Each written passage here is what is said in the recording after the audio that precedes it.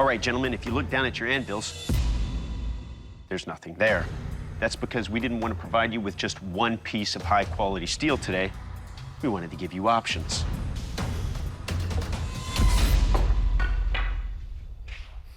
Your first round challenge is to take 2 or more of these steels and combine them with powdered steel to make a Canister Damascus billet, from which you will forge a dagger. Your dagger must include a hidden tang. The canister steel, I'm not afraid of it. I've just never done it. Your 3-hour forge time starts now. Canister Damascus, what things absolutely must be done in order for this to work out? You want to see these guys filling their material up to the brim, pouring the powder in, and then tapping that can and sift all that powder down. You don't want any gaps.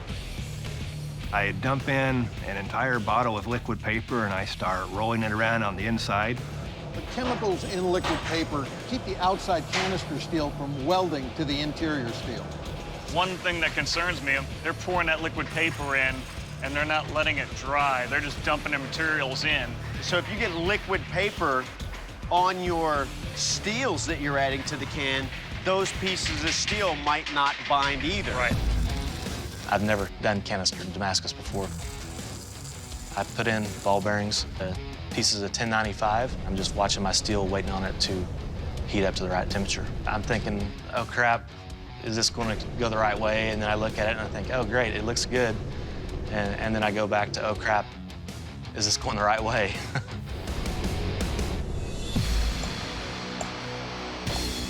Look at Al's technique, 2 hammers. You know what? It's working, though. It's working. Or maybe Lady Luck is shining down on Alf because she likes those arm garters. Yeah, you didn't get it. Well, he's looking in there, and it doesn't look like he's happy. What I discovered is about 1/3 of it loose in there. I just did not get welded.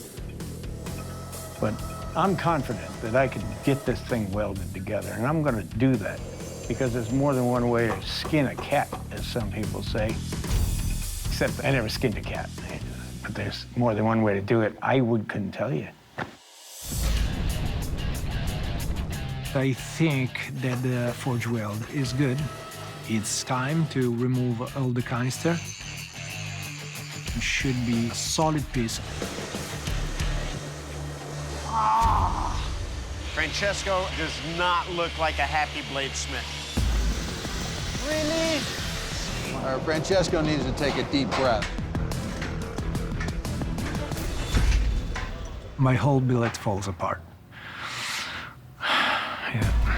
So Francesco's canoe is not solid on the inside.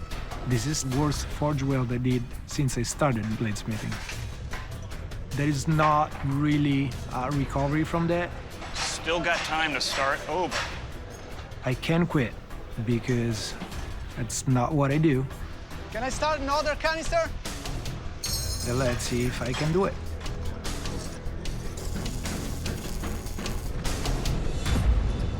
Bladesmiths! 30 minutes! Canister Damascus sucks. I got some D-lambs in it. I'm hoping that those just grind out. I'm gonna quench it, and I'm gonna do a little work on the grinder. Oh, Jason just quenched his blade. Yeah. Good. My tang got a little off center when I was forging. That's pretty important that I fix this, but I don't have time to do that. It doesn't look like Francesco is going to make the quench. You gotta be kidding me. What do we always say? Time management. You have 1 minute remaining in this round. He's gonna try and get it up to temperature. He'll never get it up to It's critical. not gonna happen. It'll never suck up enough heat.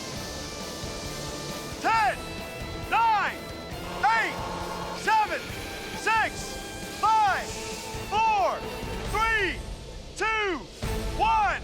Bladesmith, shut down your machines, drop your tools. This round is over.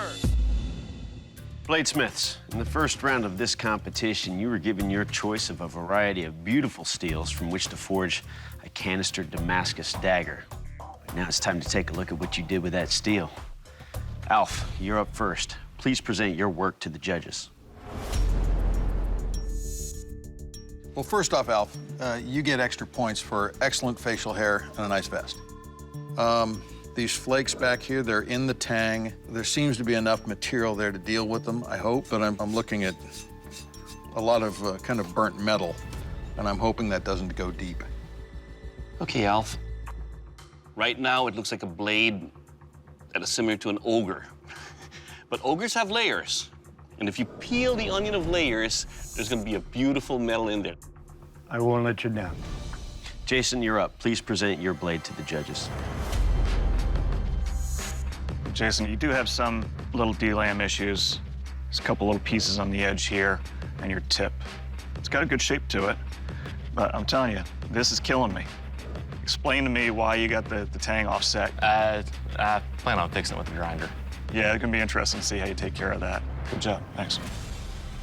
All right, Don, lay on. You got a few little spots here, but you've got a lot of mass here, which we're always saying, forge thick, grind thin. So you got more than enough material here to remove any issues. Looks to me like most of the little D-lams you've got here are surface, so those will probably just go away. All in all, good-looking dagger. Thank you. Francesco, you're up. Please present your work to the judges.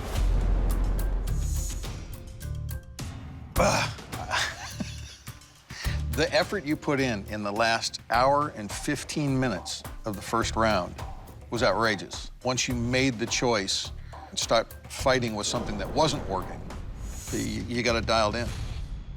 That last 10 minutes when you cut that tip in, why didn't you quench it? I didn't think I had enough time to heat it up at temperature. Yeah, because you put it in the forge like with a minute or a minute 20 seconds. It's definitely not enough time to get it up to temperature. I wish you had quenched it.